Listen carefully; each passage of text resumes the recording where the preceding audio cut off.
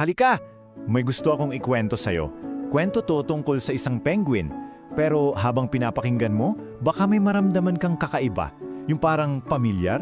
Baka sa dulo, mapaisip ka, teka, parang kwento ko rin to ah.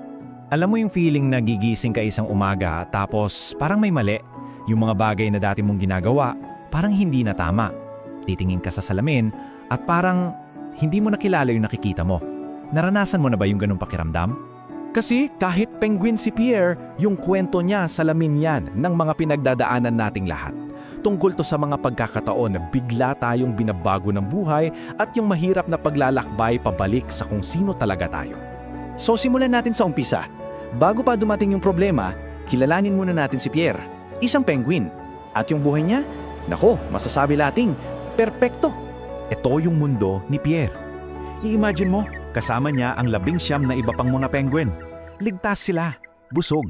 Araw-araw, alam niya kung anong mangyayari. Parang isang perpektong mundo kung saan lahat nasa tamang lugar. Tapos, bigla, boom, gumuho ang lahat. Walang warning, basta isang araw na wala na lang yung mga balahibo niya, yun pa naman yung proteksyon niya sa mundo. Damhin mo yung gulat at takot niya. Yung dating normal, biglang naging bangungot. Tingnan mo to. Grabe yung pagkakaiba nyo. Yung tubig na dati niyang paraiso, naging lugar ng takot. Dati para siyang hari doon. Ngayon, bilanggo na lang siya sa lupa. Nanginginig, hindi lang sa ginaw, kundi sa takot. At alam mo kung ano yung mas masakit? Hindi lang yung pisikal na lamig yung nararamdaman niya. Meron pang isang klase ng ginaw na tumatagos. Hanggang sa buto. Yung lamig ng pag-isa. Yung mismong pamilya niya, yung komunidad niya, tinalikuran siya. Natakot sila sa kanya kasi iba na siya. Hindi na nila siya makilala. Sa isang iglap, yung mga dati niyang kaibigan naging estranghero. At si Pierre, naiwang mag-isa. At ito yung pinakamatindi sa lahat. Sa panahong kailangan mo ng karamay, ng pag-unawa, panghuhusga pa yung nakuha niya. Mas masakit pa yan kesa sa anumang ginaw na nararamdaman ng balat niya. Sandali lang, pag-isipan natin to. Naranasan mo na ba yan? Yung nasa gitna ka ng problema, pero mas dinudurog ka ng tingin at salita ng ibang tao? Yung pakiramdam na mag-isa ka na lang talaga, kasi walang nakakaintindi. Pero di ba, kahit gaano kadilim, may isang ilaw na laging nandyan. Para kay Pierre, ang ilaw na yon ay si Pam, yung nag-aalaga sa kanila. Hindi siya tumalikod. Sa halip, tiningnan niya si Pierre na parang sinasabing, "Huwag kang mag-alala, nandito ako." Sinubukan nila lahat ah. May heater para sa init, may gamot galing sa doktor, pero walang gumana.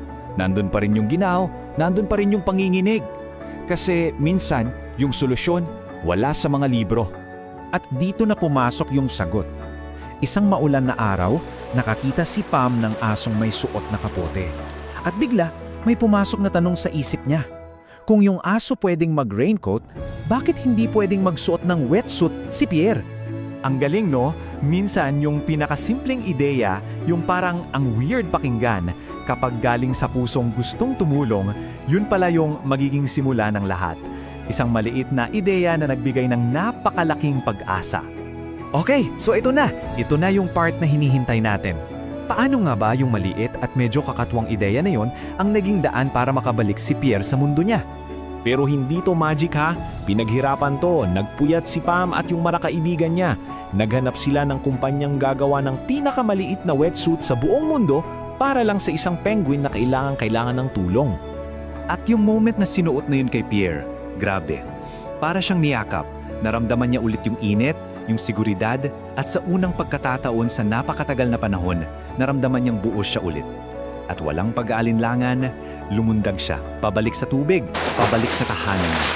Kasi yung wetsuit, hindi lang yun para sa ginaw. Binago nito yung tingin ng lahat. Yung dating kaawa-awa, naging kanga-anga. Muli siyang tumayo ng may dignidad. At sa wakas, nakita na rin siya ng iba para sa kung sino talaga siya. So happy ending, di ba? Nagbalik na si Pierre. Pero teka, hindi pa diyan nagtatapos ang lahat. Kasi dito na natin uunawain yung mas malalim na mensahe. Dahil ang kwentong to, hindi lang talaga tungkol sa isang penguin. Fast forward tayo, 6 na linggong lumampas.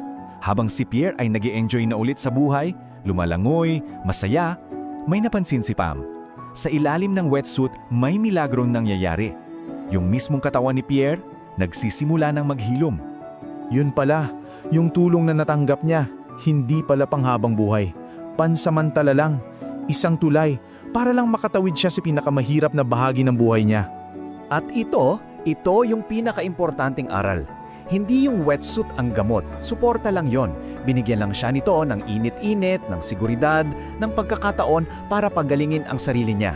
Kasi yung tunay na lakas, nasa loob na pala niya. Kaya bago tayo maghiwalay, ito yung tanong ko para sa'yo. Sa mga panahong pakiramdam mo, nilalamig ka at nag-iisa sa gitna ng unos, ano o sino ang naging wetsuit mo? Isang kaibigan ba na hindi bumitaw? Isang kanta na nagbigay sa'yo ng pag-asa? O baka isang simpleng ngiti lang mula sa isang estranghero? Isipin mo kung ano ang nagbigay sa'yo ng sapat na init para muling harapin ang buhay at para pagalingin ang sarili mo.